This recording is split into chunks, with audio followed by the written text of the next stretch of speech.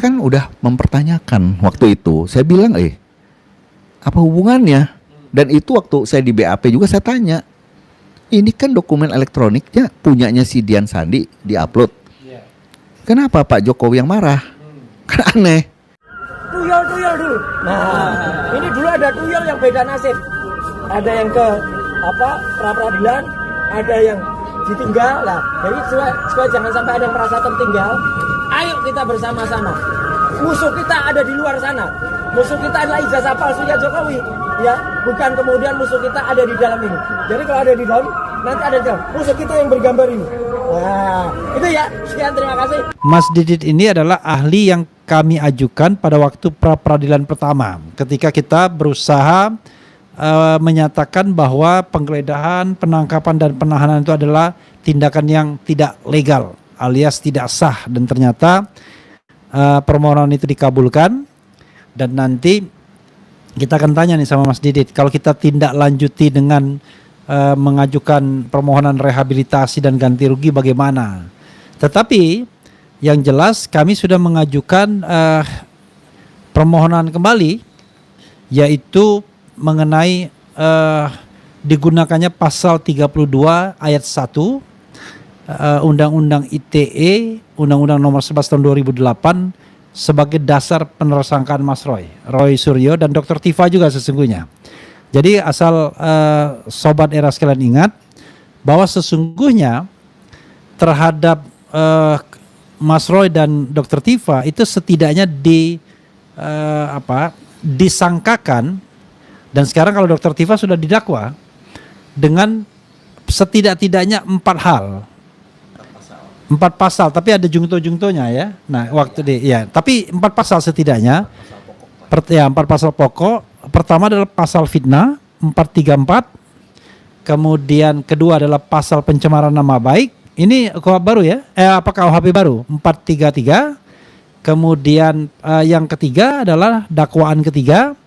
Itu adalah pasal yang terkait dengan edit dokumen ITE, Undang-Undang nomor 11 2008 pasal 35 dengan ancaman 12 tahun penjara. Kalau yang tadi fitnah 3 tahun, kemudian pencemaran nama baik cuma 9 bulan. Dan kemudian pasal 32 ayat 1 sebagai dakwaan keempat, kalau kita lihat konturnya Dr. Tifa ya, itu ancaman hukumannya 8 tahun. Nah, untuk Mas Roy, setelah berhasil kemarin merontokkan keabsahan proses penggeledahan, penangkapan dan penahanan, kami tim Tokham yang terdiri dari saya sebutkan lah biar kita memberikan juga kredit point ya. Terdiri dari saya Refli Harun, kemudian ada juga Yaya Satya Nagara, ada Ristan BP Simbolon, ada Erdiana, kemudian ada Abdul Ghafur Sangaji, ada Meti Nurhalisah, ada Soraya, dan ada Najmi Salsabila Gahara, ada Afandi, kemudian ada Budi Arianto dan Hilda Warokah. Ini adalah tim Tokham yang merupakan tim pribadi Mas Roy yang sudah mendampingi Mas Roy sejak kasus Stupa Borobudur 2022. Dan kami mengajukan kembali ya, saya sendiri bukan Tokham sesungguhnya. Jadi kebetulan diajak Tokham setelah Troya tak terpakai. Jadi Mas Didi ketahui bahwa saya adalah koordinator Troya, Tifa, Royce, Advocate. Tapi unfortunately rupanya mereka punya kebijakan untuk splitsing ya gitu. Setelah splitsing mereka kemudian pisah. Jadi sebagian Troya itu membela Dr. Tifa, dan memang Dr. Tifa ada TPDT, tim pembela Dr. Tifa, dan sebagian Troya itu kemudian ke Tokham. Dan sebenarnya yang Tokham itu ada juga yang ke Troya sebenarnya, tapi balik lagi ke Tokham. Jadi sekarang komandonya itu Tokham, biar kita jangan salah ya, dan Tokham itu bukan bentukan Refli Harun ya, tapi Tokham itu adalah sudah eksis duluan bahkan sebelum tim-tim lainnya. Nah, hari ini mungkin publik bertanya-tanya, apalagi sih ini Tokham ini, apalagi nih Roy Suryo ini, apalagi Refli Harun. Ingat, bukan Refli Harun tapi Tokham. Kita atau kami mengajukan 32 ayat 1 saja sebagai sebuah strategi agar ini fokus. Karena begini Mas Didit, kami berpandangan ya, kalau misalnya kita mengajukannya ini terlalu banyak, khawatirnya dalam persidangan yang speedy trial seperti ini, hakim tidak fokus dia dan gampang menolak biasanya kalau dia terlalu banyak gitu kan. Nah, ini fokus pasal 32 ayat 1. Alasan kami adalah, ini mungkin penting juga untuk Mas Didit sebelum mengomentari lebih banyak sebagai ahli. Alasan kami adalah bahwa sebenarnya pasal ini tidak layak untuk dikenakan kepada baik Mas Roy maupun Dr. Tifa. Kita tidak melihat ada sesuatu yang memadai, yang adequate. Kami mendengarai misalnya untuk dijadikan sebagai penopang penersangkaan, kan setidaknya harus ada bukti permulaan yang cukup, minimal 2 alat bukti. Kalau kita lihat surat dakwaan Dr. Tifa, apa iya itu yang dijadikan alat bukti? Kita belum bicara tentang pembuktiannya ya. Apa iya omongan itu menjadikan alat bukti untuk penggunaan pasal 32? Karena pemahaman kami nih, Mas Didit ya, ini adalah pasal yang terkait dengan kejahatan elektronik, kejahatan kejahatan dunia elektronik. Jadi dokumen elektronik. Jadi dokumen elektronik itu harus rusak, harus harus hilang dari tempat semula, harus dicuri, dan kemudian pasti diharapkan ada keuntungan ekonomi. Misalnya termasuk transaksi perbankan, kode-kode perbankan dan lain sebagainya. Ketika ini dikenakan kepada Mas Roy yang bicara 99,9% ijazah Jokowi palsu hanya dengan elah, kok rasanya sangat aneh dan rasanya tidak pada tempatnya dan rasanya tidak memadai, tidak adequate digunakan sebagai bukti permulaan untuk menersangkakan orang. Sekali lagi, pra peradilan ini tidak menguji apakah materinya benar atau salah, tapi apakah dasar-dasar penersangkaan itu memadai untuk diangkat sebagai tersangka dengan penggunaan pasal tersebut. Nah, Mas Didit, karena Mas Didit ahli pidana ya, juga ahli pra peradilan, silakan Mas Didit mengomentari permohonan kami yang saya kira Mas Didit sudah saya berikan dan sudah dibaca dengan baik, dan kira-kira poin-poin apa yang Mas Didit highlight ya. The time is yours, silakan. Oke. Baik, rekan Refli Harun. Ada contekannya. Ya, ini saya udah baca. Terima kasih. Tadi saya perlu garis bawahi dulu. Ini pra peradilan yang kedua ini berbeda dengan yang pertama. Yang pertama itu kita bisa bicara panggil saksi untuk bicara fakta yang terjadi. Apa sih? Nah, fakta-fakta yang kemarin saksinya itu kan bicara soal Mas Roy benar, wajib lapor, kemudian dia ada yang melihat waktu kejadian bagaimana penyidik-penyidik Polda masuk tanpa izin, tanpa memperlihatkan surat perintah atau penetapan pengadilan dan sebagainya.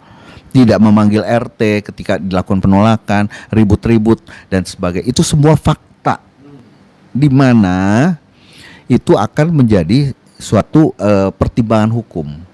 Tapi kalau saksi kali ini justru kita bertanya, kalau kita ini kan bicara soal penetapan pasal 32 ayat 1 Undang-Undang ITE. Nah, sebenarnya ini ada sedikit benang merahnya dengan perbuatan abuse of power-nya si penyidik. Yang pertama itu penangkapan penahanan. Gara-gara salah satunya adalah gara-gara pasal ini.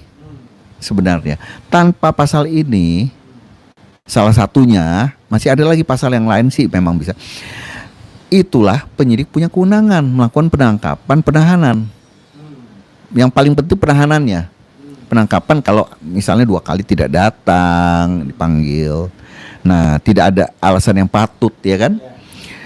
Nah, ini harus hati-hati, Bang Refli. Ketika kita menguji apakah penetapan tersangka Mas Roy patut dan layak dikenakan pasal 32 ayat 1, kita batu ujinya adalah putusan MK nomor 21. Di sini dia menggunakan kuhap lama. karena kita masuk ke dalam pasal 361 yang saya lihat di sini sudah ditulis 361A huruf A KUHP baru. Di sana dikatakan kalau memang penyidikannya sudah dimulai pada saat KUHP lama, maka batu ujinya menggunakan KUHP lama. Nah, KUHP lama ini ada putusan MK nomor 21. Cantolannya adalah ke alat bukti 184 ayat 1. Alat bukti di peradilan pidana ada 5. Yang pertama adalah keterangan saksi, ahli, surat, petunjuk, dan keterangan terdakwa. Nah, dari 5 ini yang bisa menjadi bukti permulaan ada 3, yaitu keterangan saksi, ahli, dan surat. Nah, barang bukti kalau disita sebenarnya itu kita bingung, barang bukti itu sebenarnya alat bukti bukan. Waktu dulu dia bilang bukan. Barang bukti adalah sesuatu yang menjadi terkait dengan perkara pidana itu, alat untuk menggunakan untuk yang digunakan untuk melakukan tindak pidana tersebut atau hasil dari tindak pidana. Kalau itu barang bukti. Nah, apakah bisa menjadi alat bukti? Bisa, yaitu ketika dia dilakukan penyitaan dan surat berita acara penyitaannya itu menjadi alat bukti surat. Nah, di sini ketika seseorang ditetapkan sebagai tersangka, misalnya, ini saya masuk yang gampang-gampang dulu. Jadi misalnya Mas Roy ini, dia diduga melakukan suatu tindak pidana pencurian. Pencurian ini artinya sebelum dia ditetapkan sebagai tersangka, harus penyidik tuh mesti punya saksi. Saksi ini juga bukan asal saksi.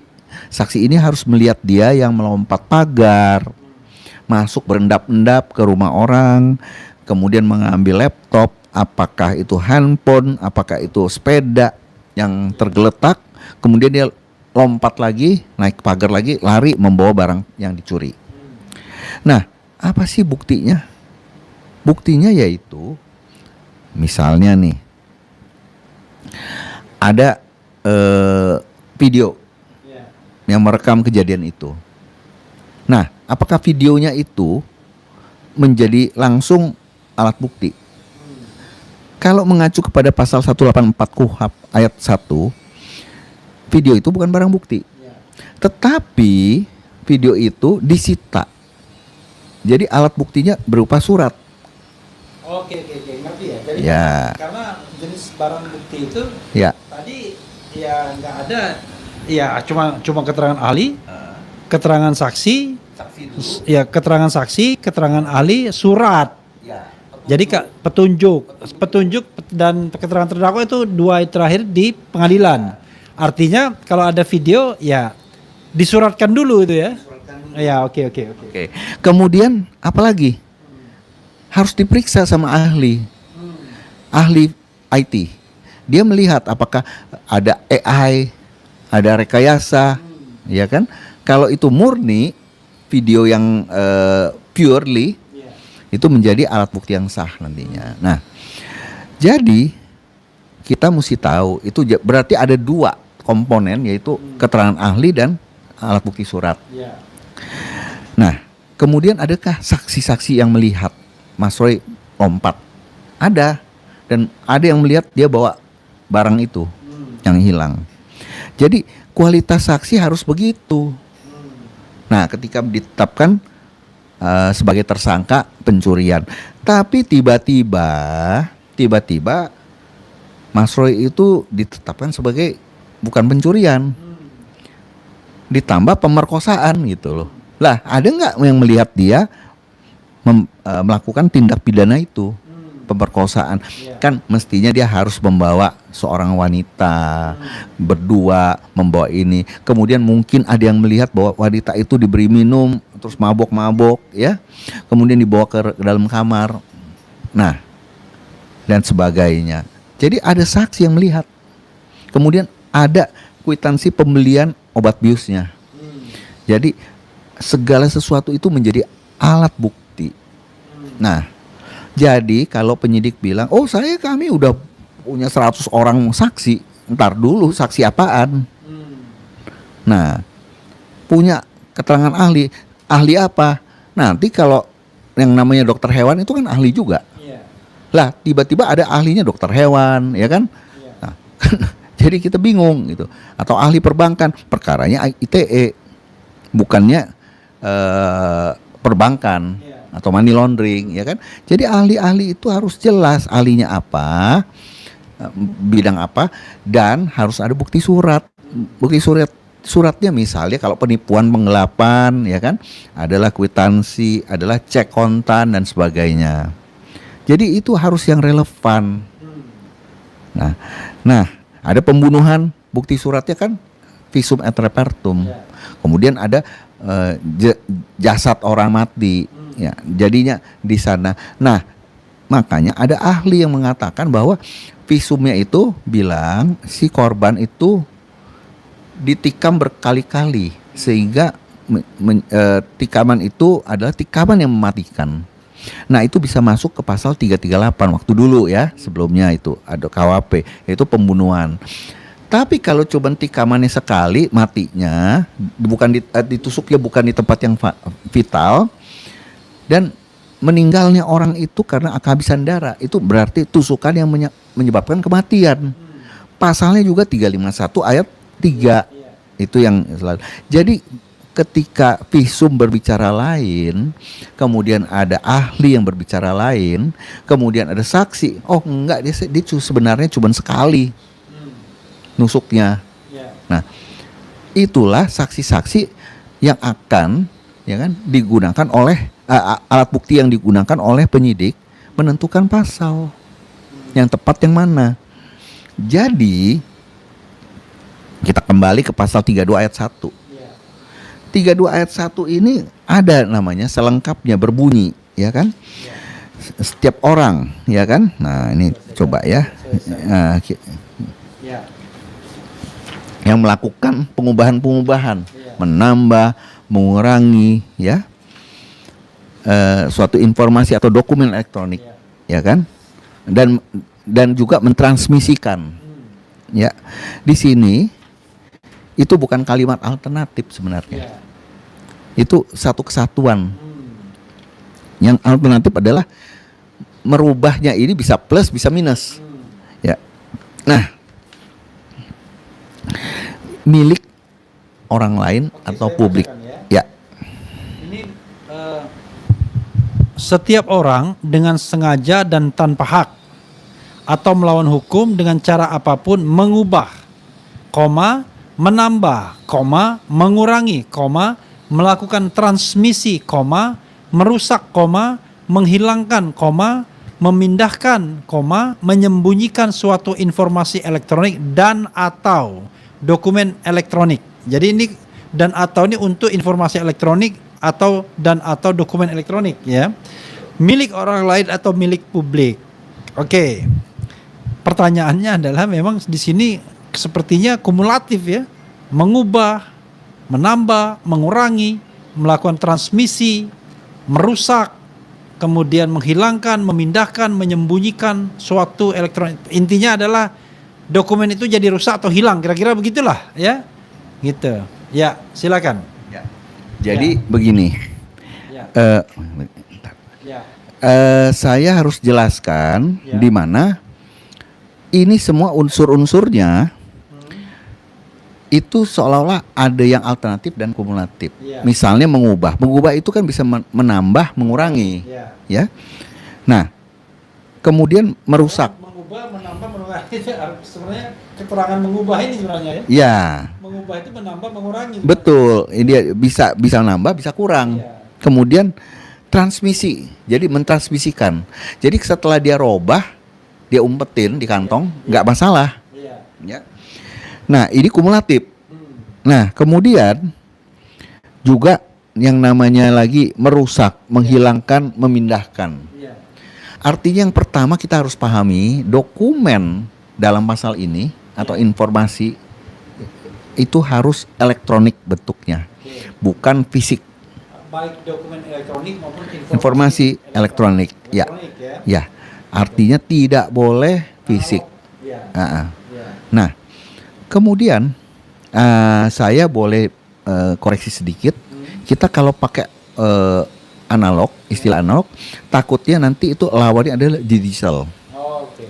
Nah, jadi kalau elektronik, dokumen elektronik lawannya adalah physical. Dokumen fisik ya. Ya, fisik, hard copy. Hard copy, ya. Nah, jadi pertama-tama harus itu. Yang kedua, barang ini harus milik orang atau milik publik. Harus ada orang yang mengakui. Iya kan? Kemudian ini dokumen ini karena dokumen elektronik itu diambil, dicuri, dirubah. Kan kalau dia mau merubah kan dia harus mencurinya, menghack gitu. Bisa juga dengan offline. Jadi dia melakukan pencurian, kemudian dia ambil dokumen itu dan dia robah dari sumber cakramnya itu loh. Apakah itu bentuk hard disk, apakah itu bentuk HP, apakah itu bentuk komputer, ya kan, laptop dan sebagainya. Jadi ini orang suka banyak tidak paham penerapan dari pasal ini. Pasal ini kalau kita konstruksikan, seharusnya pertama dokumen elektronik yang dirubah harus milik seseorang. Apakah itu Dian Sandi, apakah itu Jokowi. Kalau Dian Sandi punya, yang harus nuntut Dian Sandi. Kalau Jokowi yang punya, harus Jokowi yang melakukan penuntutan, menuntut ya, melaporkan pidana ya. Nah, yang kedua, artinya selain itu pemiliknya, yang kedua adalah dokumen tersebut diretas dari harddisknya milik masing-masing itu, diambil, jadi si pemilik tidak lagi memiliki dokumen tersebut atau informasi tersebut, sudah diretas atau dicuri secara offline, bisa. Kemudian dirubah dan ditransmisikan ya, dalam bentuk elektronik juga sudah pasti, namanya transmisi ya kan. Nah, sehingga orang tersebut kan dirugikan. Nah, jadi ingat, tidak boleh dokumen bersifat fisik. Itu tidak bisa. Harus dokumen elektronik. Karena pasal ini kan. Pasal ini. Dan harus ya kan, untuk kemudian ini kejahatannya sebenarnya endingnya lokus deliknya adalah dunia cyber. Nah, problemnya adalah di sini saya sempat, Bang Refli kan kasih saya lihat tuh laporan polisinya Jokowi. Nah, itu saya baca, itu ada kata-kata yang sangat berbahaya sekali. Kata-katanya adalah dokumen yang dituduhkan milik saya. Artinya Jokowi tidak mengakui itu dokumen itu kan? Tidak. Kalau dia masih menggunakan kata yang dituduhkan itu. Iya, itu berarti kecuali dituduhkannya hilang, dokumen milik saya. Itu dokumen milik saya, dokumen elektronik milik saya. Nah, kebetulan saya juga ikut waktu gelar perkara di Polda. Ya, Mas Didit kita ajukan sebagai ahli juga waktu gelar perkara. Betul, dan saya ikut melihat adanya dokumen yang dikatakan punya Jokowi. Nah, itulah yang saya bingung. Berulang kali saya ngomong, mungkin di head to head, di Rakyat Bersuara, di mana ya? Di mana saya bilang saya lihat itu dokumen yang disita.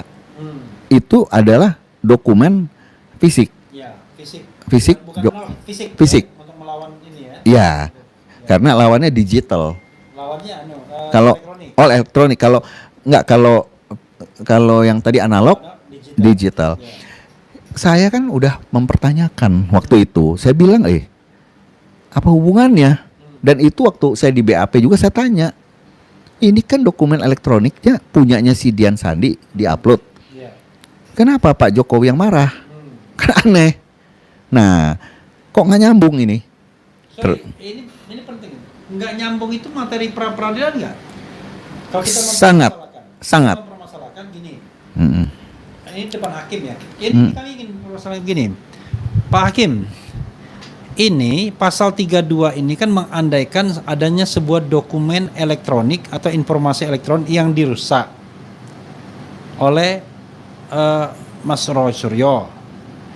Nah, kami heran, asumsinya dokumen elektronik ini kan miliknya Joko Widodo. Sehingga dengan penerapan pasal 32 ini harusnya dokumen itu hilang atau rusak. Cuma kami ditunjukkan pada tanggal 15 Desember 2025 ada dokumen yang bersifat fisik yang diakui menurut keterangan penyidik pada waktu itu. Itulah yang namanya ijazah asli Jokowi. Lalu dengan pasal 32 yang dokumen elektronik yang katanya rusak dan hilang ini bagaimana? Itu masuk materi pra peradilan. Masuk. Masuk ya? Tapi hati-hati. Oke. Cara kita menyajikannya jangan sampai keliru. Itu sangat masuk. Yang pertama, artinya bukti awal itu adalah laporan polisi. Iya. Kalau dia bilang yang dituduhkan milik saya, bukti awalnya sudah gugur. Oke. Ya. Udah gugur semua kalau begitu. Iya gugur semua. Tapi itu kan bukti awal pertamanya. Dilanjutkan, kita nggak tahu ini bukti permulaannya apa yang dimiliki. Nah, seharusnya itu dokumen elektronik itu diakui dulu miliknya Jokowi. Oke. Diakui, dia endorse, itu saya punya dan satu-satunya saya punya. Saya nggak punya lagi. Iya. Saya tidak miliki di mana-mana pun itu. Dan gara-gara masalah rusak itu dokumen atau hilang Dan itu dokumen. ternyata harusnya ada saksi yang melihat Mas Roy menghack dokumen elektronik tersebut, Atau mencuri gitu ya. mencuri, menghack dan sebagainya, kemudian dirubah. Iya. Kemudian setelah dirubah Jadi rusak. jadi rusak atau dihilangkan atau tidak harus rusak, Iya. pokoknya berubah. Berubah. Kemudian dia transmisikan ulang. Dan dia tidak menguasai lagi atau tidak memiliki lagi. Si korban tidak menguasai. Nah, jadi ini kelihatannya kok masuk pokok perkara, bukan. Jadi kita tanya, ada nggak saksi yang melihat itu? Oke. Saksi. Jadi saksi adalah kan tadi 3, bukti permulaan cuma bisa 3. Iya. Nah, ada saksi nggak yang memberikan kualitas, Punya kualitas, punya kualifikasi mempunyai pengetahuan seperti itu? ya, untuk menyatakan bahwa telah terjadi Pencurian data, perubahan, ya. sebagaimana dikatakan di pasal ini, Betul, saksi. Kemudian ada ahli. yang juga bisa menerangkan Ya. tindakan-tindakan yang Yang dilakukan adalah bersesuaian dengan pasal ini. kita Nah, nggak bicara benar atau salah. enggak. Kita tanya dia punya enggak? Iya, Jangan nanti saksinya itu bilang Mas Roy lagi makan ayam goreng. iya. Lah, ini bagaimana? Nah, kemudian ada ahli. Ahlinya itu nanti ya saya tadi kita joknya ya. Ahlinya itu dokter hewan. Iya. Udah memberikan keterangan bahwa Mas Roy membawa kucingnya, memeriksakan kucingnya di sana. Kan nggak cocok. Jadi jangan asal ahli. Siapa ahlinya, menerangkan apa. Nah, kalau ahlinya juga ahli IT misalnya. Wah, Mas Roy melakukan. Lah, ntar dulu. Apakah yang diterangkan oleh ahli IT cocok? Tidak. Iya. Karena apa? Karena di sini harus ahli pidana. Ahli pidana itu yang menguraikan unsur-unsur perbuatan dibandingkan dengan keterangan saksi-saksi. Ini ada saksi 5 orang menerangkan perbuatan Mas Roy. Nah, itulah menjadi bukti permulaan. Oke. Jadi intinya adalah, ya kan? Hmm. Kami kan ingin mengkonstruksikan bahwa kami tidak bicara tentang substansinya. Substansinya itu adalah benar atau tidak Mas Roy melakukan itu. Itu kan substansi. Nggak boleh kan? Nah, yang kami permasalahkan adalah apakah penyidik memiliki bukti permulaan atau minimal 2 alat bukti untuk harus ya. Jadi bukti permulaan berubah ya, minimal 2 alat bukti yang bisa digunakan untuk menersangkakan Mas Roy dengan pasal ini. Tanpa menguji alat bukti tersebut. Tapi kualitas alat buktinya yang kita lihat. Ada maksudnya gini, misalnya ya saya bayangkan ahli tersebut ya kita apakah ahli tersebut menerangkan perbuatan-perbuatan itu tanpa menguji apakah yang disampaikan ahli itu benar atau salah. Karena itu sudah masuk pokok perkara kan? Oke, silakan Mas. Ya, jadi kita itu di pokok perkara kita menguji benar atau tidaknya. Apakah ada alasan apa tidak? Ada atau tidak yang berkualitas seperti itu. Ya, jadi hati-hati nih. Misalnya contoh nih, ada yang namanya tempus delicti, yaitu ada 26 Maret dan 22 Januari. Tapi terakhir kalau nggak salah saya dikasih lihat balik lagi ke 26 Maret. 26 Maret. Iya, yang tadi saya dikasih lihat itu dari Pak Yasena. Lah, berarti kita mengujinya 26 Maret. Ada apa dengan 26 Maret? Nah, ternyata setelah dikonfirmasi dengan Mas Roy, 26 Maret itu dikasih lihat ada video, tayangan video. Ya udah, kita tayangkan. Saya bilang, kita tayangkan dan kita lihat isinya apa. Tanpa bilang ini benar atau salah. Di sana kita menguji kualitasnya. Yaitu kualitasnya misalnya, ada Mas Roy nggak? Ternyata kalau kami yang sudah kami diskusikan dan lain sebagainya, tanggal 26 Maret itu Mas Roy nggak ada. Itu kegiatan di tempatnya Egy Sujana. Oke, jadi kita uji kualitasnya bisa nggak menjadi alat bukti permulaan. Kalau Mas Roy nggak ada, sudah pasti itu tidak berkualitas sebagai bukti permulaan. Nggak ada di sana.